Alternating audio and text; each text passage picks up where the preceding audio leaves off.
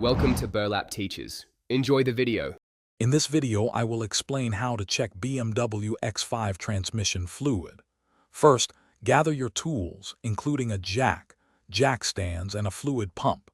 It's crucial to warm up your engine to its normal operating temperature before starting.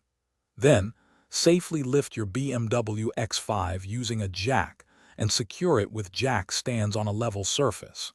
This ensures both your safety and an accurate fluid level reading. Next, you'll need to locate the transmission pan, which is typically found underneath the vehicle. On the side of the transmission pan, you'll find the fill plug, usually a hex bolt. It's important to have a drain pan positioned underneath before opening the plug. This will catch any excess fluid that might spill out, keeping your workspace clean. Now, with your drain pan in place, carefully remove the transmission fill plug.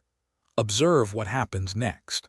If a small amount of fluid slowly drips out, your transmission fluid level is likely correct or slightly overfilled. If no fluid comes out, it indicates that your fluid level is low and needs to be topped up.